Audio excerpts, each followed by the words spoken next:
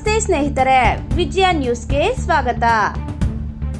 ಕರ್ನಾಟಕ ರಾಷ್ಟ್ರ ಸಮಿತಿ ಪಕ್ಷದ ರಾಜ್ಯ ಕಾರ್ಯಾಧ್ಯಕ್ಷ ಎಸ್.ಎಚ್. ಲಿಂಗೇಗೌಡರು ಗುಜರಾತ್ನಲ್ಲಿ ನಡೆದ ಅಪಘಾತದಲ್ಲಿ ನಿಧನರಾಗಿದ್ದಾರೆ. ಕೆಆರ್ಎಸ್ ಪಕ್ಷಕ್ಕೆ ಮತ್ತು ರಾಜ್ಯಕ್ಕೆ ತುಂಬಲಾರದ ನಷ್ಟವಾಗಿದೆ.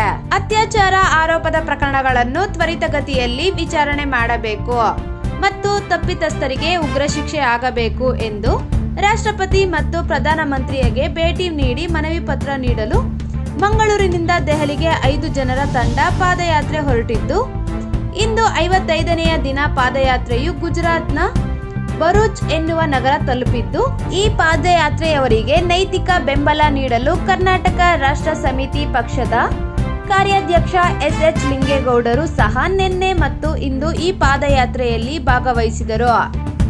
ಈ ಸಂದರ್ಭದಲ್ಲಿ ಭರೂಚ್ ನಗರದ ಬಳಿಯ ಹೆದ್ದಾರಿಯಲ್ಲಿ ಲಾರಿಯೊಂದು ರಸ್ತೆ ಪಕ್ಕದಲ್ಲಿ ನಡೆದುಕೊಂಡು ಹೋಗುತ್ತಿದ್ದ ಪಾದಯಾತ್ರಿಗಳ ಮೇಲೆ ಹರಿದು ಕೆಆರ್ಎಸ್ ಪಕ್ಷದ ಕಾರ್ಯಾಧ್ಯಕ್ಷ ಎಸ್.ಎಚ್. ಲಿಂಗೇಗೌಡರು ಮತ್ತು ಮಂಗಳೂರಿನ ಕುಂಜ ಮೂಸಾ ಮೃತಪಟ್ಟಿದ್ದಾರೆ.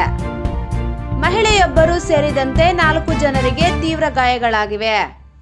ಅವರು ಭರೂಚ್ ನಗರದ ಆಸ್ಪತ್ರೆಯಲ್ಲಿ ಚಿಕಿತ್ಸೆ ಪಡೆಯುತ್ತಿದ್ದಾರೆ. ಕಾನೂನು ಪ್ರಕ್ರಿಯೆಗಳನ್ನು ಶೀಘ್ರವಾಗಿ ಮುಗಿಸಿ ಮೃತದೇಹಗಳನ್ನು ರಾಜ್ಯಕ್ಕೆ ವಾಪಸ್ ತರುವ ನಿಟ್ಟಿನಲ್ಲಿ ಕರ್ನಾಟಕ ಮತ್ತು ಗುಜರಾತ್ ಸರ್ಕಾರದ ಅಧಿಕಾರಿಗಳು ಮತ್ತು ಕೆಆರ್ಎಸ್ ಪಕ್ಷದ ಮುಖಂಡರು ಸಂಪರ್ಕದಲ್ಲಿದ್ದು, ಆ ನಿಟ್ಟಿನಲ್ಲಿ ಮುಂದುವರಿಯುತ್ತಿದ್ದಾರೆ. ಚಿಂತಾಮಣಿ ತಾಲೂಕು ಕೆಆರ್ಎಸ್ ಪಕ್ಷದ ಘಟಕದಿಂದ ಸಂತಾಪವನ್ನು ಸೂಚಿಸಿದರು. ಕೆಆರ್ಎಸ್ ಪಕ್ಷ ಆರಂಭವಾಗಿನಿಂದಲೂ ಪಕ್ಷದ ಅವಿಭಾಜ್ಯ ಅಂಗ ಮತ್ತು ಅತಿದೊಡ್ಡ ಬಲವಾಗಿದ್ದ ಮತ್ತು ಕಳೆದ 6 ವರ್ಷಗಳಿಂದ ಪಕ್ಷದ ಉಪಾಧ್ಯಕ್ಷರಾಗಿ ದುಡಿದು ಇತ್ತೀಚೆಗೆ ತಾನು ಕಾರ್ಯದರ್ಶಿಯಾಗಿ ನೇಮಕವಾಗಿದ್ದ ಶ್ರೀ ಲಿಂಗೇಗೌಡರ ನಿಧನಕ್ಕೆ ಪಕ್ಷ ತೀವ್ರ ದುಃಖ ವ್ಯಕ್ತಪಡಿಸುತ್ತಿದೆ ಮತ್ತು ಮೃತರ ಕುಟುಂಬಕ್ಕೆ ಸಂತಾಪಗಳನ್ನು ಸಲ್ಲಿಸುತ್ತಿದೆ.